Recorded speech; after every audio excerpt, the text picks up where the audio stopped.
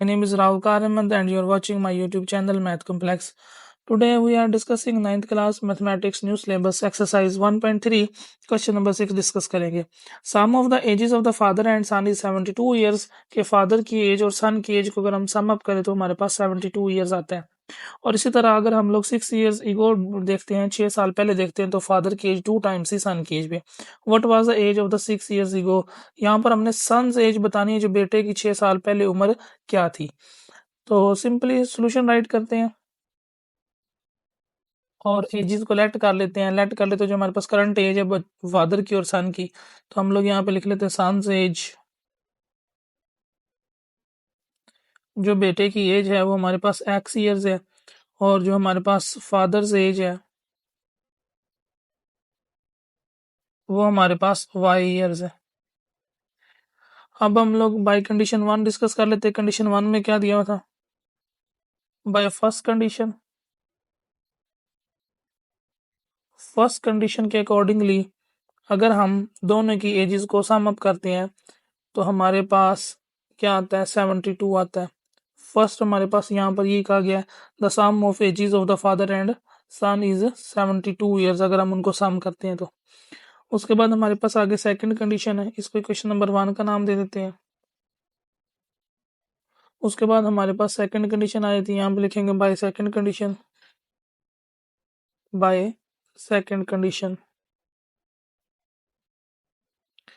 Second condition के accordingly एक तरफ हम इसमें कहता है 6 years ईगो, 6 साल पहले जो फादर और जो है सन उनकी एज, यहाँ पर एक तरफ सन की एज लिख देते हैं और दूसरी तरफ फादर की एज लिख देते हैं.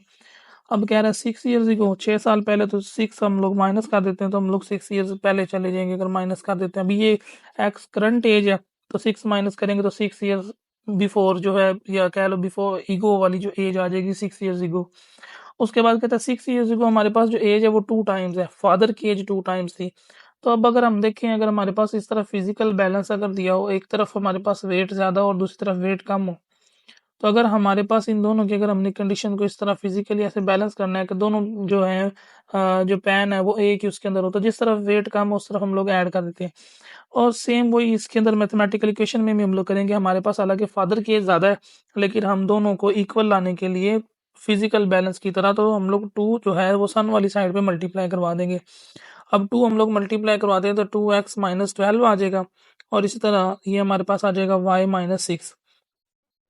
उसके बाद जो है वो वेरिएबल्स को हम लोग लेफ्ट साइड पे ले आते हैं, जो y उधर प्लस का इधर आके माइनस का हो जाएगा, और ये जो हमारे पास 12 माइनस का है दूसरी तरफ जाकर प्लस का हो जाएगा. जब हम इसको सिंप्लीफाई करेंगे 2x minus y is equal to, ये हमारे पास 6 का आंसर आ जाएगा पॉजिटिव. इसको हम क्या कह देते हैं, इक्वेशन 2 कह देते हैं. अब हमारे पास 2 इक्वेशंस आ गई हैं. दोनों इक्वेशंस को हम लोग किस मर्जी मेथड से सोल्व कर सकते हैं, चाहे एलिमिनेशन करें, चाहे इक्वेटिंग कोएफिशिएंट करें, या मैट्रिक्स जो थ्योरी है उसके साथ करें.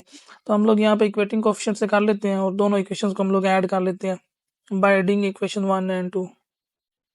By adding equation 1 and equation 2, जो फर्स्ट इक्वेशन है वो हमारे पास है x plus y is equal to 72.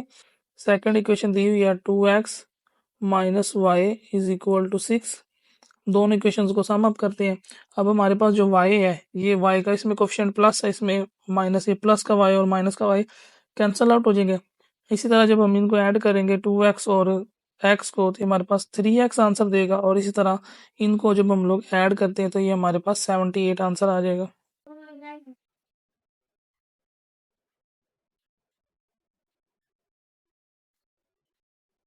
Next दोनों तरफ हम लोग 3 से डिवाइड करवा देते हैं. यहाँ पर भी 3 से डिवाइड करवा देंगे और दूसरी तरफ भी 3 से डिवाइड करवा देंगे. तो यहाँ पर जब हम कैंसिलेशन करेंगे, जो हमारे पास ये 3 तो 3 से कैंसिल आउट हो जाएगा. यहाँ पे 3 का टेबल पढ़ते हैं तो हमारे पास आ जाएगा 3 2s are 6 and 3 9s are 18, 3 6 are 18 sorry. तब हमारे पास जो सन की एज है वो हमारे पास आ गई x इज इक्वल टू 26 आ गई. बेटे की एज हमारे पास 26 ईयर्स है. तो उसने तो हमारे पास 6 ईयर्स ईगो पूछी है कि हमारे पास जो बेटे की एज है वो 6 साल पहले क्या होगी. तो हम लोग 6 ईयर्स ईगो एज फाइंड कर लेते हैं. यहाँ पे हम लिखेंगे 6 ईयर्स ईगो, 6 ईयर्स ईगो 6 साल पहले जो बेटे की हमारे पास एज होगी वो हम लोग देखते हैं। तो ये हमारे पास आ जाएगा x माइनस सिक्स।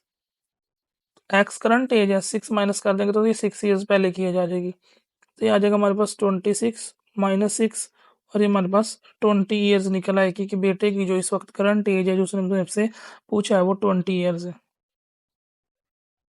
नेक्स्ट अब हम लोग क्वेश्चन नंबर 7 डिस्कस कर लेते हैं, एक्सरसाइज 1.3 का। तो अब हमारे पास जो क्वेश्चन नंबर 3 में उसने कहा है वो हमें क्या है, प्रॉफिट फाइंड कर दे, प्रॉफिट परसेंटेज। तो हमने इसमें प्रॉफिट परसेंटेज को कैलकुलेट करना है कि मिरहा ने एक हमारे पास टॉय ख़रीदा है, ख़रीदा उसने 1500 रुपये का था, और उसने जो सेल किया है वो उसने 1520 रुपये का कर दिया। प्रॉफिट परसेंटेज फाइंड करनी है। तो सोल्यूशन राइट करते हैं। सबसे पहले लिखते हैं हमारे पास कॉस्ट प्राइस, कि उसने ख़रीदा कितने का था। Cost price of toy. अब जो टॉय की कॉस्ट प्राइस थी वो हमारे पास 1500 रुपये थी। और इस तरह हमने देखना है सेल प्राइस, उसने सेल कितने का किया। Sale price of toy, toy की जो सेल प्राइस है वो हमारे पास है 1520 रुपये। तो हमने प्रॉफिट परसेंटेज फाइंड करनी है, प्रॉफिट परसेंटेज हमने कैलकुलेट करनी है। तो अभी से आगे देखते हैं हम लोग, फॉर्मूला राइट कर लेते हैं सबसे पहले प्रॉफिट का। जो हमारे पास अमाउंट कितनी होगी प्रॉफिट, तो ये रुपीज़ के अंदर है, परसेंटेज के अंदर नहीं है। प्रॉफिट हमारे पास इक्वल होता है sale price minus cost price के अंदर। अब इसकी हम लोग वैल्यूज़ पुट कर देते हैं। हमारे पास जो प्रॉफिट आएगा, प्रॉफिट होगा हमारे पास 1520 माइनस 1500। जब हम इसको माइनस करेंगे तो हमारे पास 20 आंसर आ जाएगा। उसके बाद हमारे पास जो दिया हुआ है प्रॉफिट परसेंटेज का फॉर्मूला, प्रॉफिट परसेंटेज का फॉर्मूला होता है profit percentage is equal to profit, यानी कि अमाउंट ऑफ प्रॉफिट जिसने उसने प्रॉफिट कमाया है, divided by cost price multiply by 100। अब यहाँ पर वैल्यूज़ पुट कर देते हैं। हमारे पास जो है प्रॉफिट उसने 20 रुपीज़ अर्न किए, कॉस्ट प्राइस हमारे पास उसकी 1500 रुपीज़ थी। इसको हम लोग मल्टीप्लाई करवा देते हैं 100 से। तो ये हमारे पास जो है ज़ीरोज़ कैंसिल आउट हो जाएंगी। इसकी ऊपर हमारे पास 20 आ जाएगा, इसको कैंसिल आउट कर लेते हैं 5 के टेबल पे। तो जब हम इसको 5 के टेबल पे कैंसिल आउट करेंगे, ऊपर हमारे पास 4 आ जाएगा। 5 4 ज़ार 20 एंड 5 3 ज़ार, ये हमारे पास आ जाएगा 5/3%। अब इसको डिवाइड करते हैं, 3 1 ज़ार 3, तो पीछे हमारे पास 1 बच जाएगा। तो हमारे पास आ जाएगा 3 3 ज़ार 9।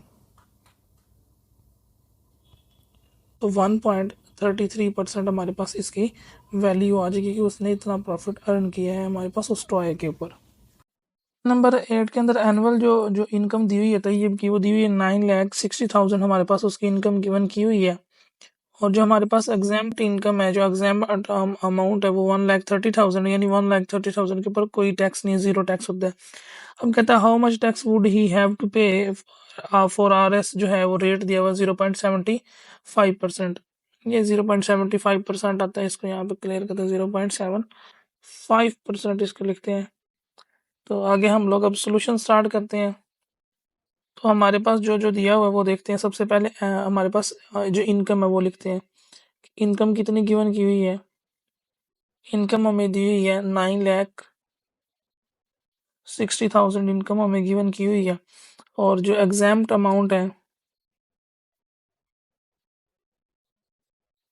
एग्जाम्प्ट अमाउंट, एग्जाम्प्ट अमाउंट उसे बोलते हैं जिसके ऊपर टैक्स ज़ीरो, वो है 1,30,000, यानी 1,30,000 तक उसको कोई टैक्स पे नहीं करना पड़ेगा। तो अब जो है नेक्स्ट हम लोग निकाल लेते हैं रिमेनिंग अमाउंट जिसके ऊपर उसको टैक्स पे करना पड़ेगा। रिमेनिंग अमाउंट,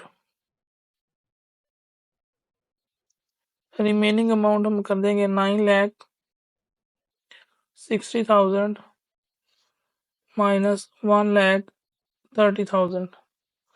जब हम 9,60,000 से 1,30,000 माइनस करेंगे तो ये 8 लाख हमारे पास 8,30,000 आ जाएगा। अब हमारे पास जो टैक्स दिया हुआ है, जो टैक्स का रेट दिया हुआ है वो हमारे पास रेट कितना दिया हुआ है, रेट परसेंटेज वो दी है 0.75%। तो अब अमाउंट ऑफ टैक्स निकाल लेते हैं कि कितना टैक्स देना पड़ेगा। अमाउंट ऑफ टैक्स, तो amount of tax is equal to हमारे पास आ जाएगा rate multiply by total amount, total income, total income. तो अब हमारे पास हम ये निकाल लेंगे, रेट हमारे पास दिया हुआ 0.75% मल्टीप्लाई बाय 8,30,000। जब हम पॉइंट खत्म करेंगे तो हमारे पास पॉइंट का 100 आ जाएगा, क्योंकि हमारे पास पॉइंट के बाद 2 डिजिट्स गिवन किए हैं। जब परसेंटेज को खत्म करेंगे तो परसेंटेज का भी 100 आ जाएगा। एक 100 पॉइंट खत्म करने की वजह से आया, एक 100 हमारे पास परसेंटेज खत्म करने की वजह से आया। ये आ जाएगा हमारे पास 8,30,000। अब ये जो हमारे पास 4 जीरोज हैं हमारे पास, इसकी ये वाली 4 जीरोज इन 4 जीरो से कैंसिल आउट हो जाएंगी। पीछे हमारे पास बचेगा 75 और ये 83 बचेगा। जब हम 75 को 83 से मल्टीप्लाई करवाएंगे तो हमारे पास आ जाएगा 6,225 आ जाएगा। 6,225 RS इतना उसने टैक्स पे करना होगा, जो है उसके पास रिमेनिंग अमाउंट है उसके ऊपर। नंबर 9 के अंदर उसने कहा हम लोगों को एनुअल जो है हमारे पास, हमने कहा जो है उसको फाइंड आउट करके देना है। मार्कअप जो अमाउंट दी हुई 3,75,000 दी हुई है, और जो परसेंटेज दी हुई है, जो रेट दिया हुआ 14% दिया हुआ है। सबसे पहले सोल्यूशन राइट करते हैं। सोल्यूशन राइट करने के बाद लिख लेते हैं हमारे पास जो उसने अमाउंट दी हुई है, वो हमारे पास अमाउंट कितनी गिवन की हुई है। वो अमाउंट की गिवन की हुई है 3,75,000 गिवन की हुई है, और जो हमारे पास रेट दिया हुआ है वो हमारे पास दिया हुआ है 14%। क्योंकि इसमें हमने सिर्फ और सिर्फ सिंगल ईयर के लिए फाइंड करना है। अगर हमारे पास ये कंपाउंड होता तो फिर इसके लिए और मेथड हम लोग इस्तेमाल करते। तो सिंगल ईयर को सिंपली कर लेते हैं। जो अमाउंट ऑफ मार्कअप जो है वो हमारे पास हो जाएगा रेट मल्टीप्लाई बाय टोटल जो उसकी वर्थ बनती है, टोटल अमाउंट।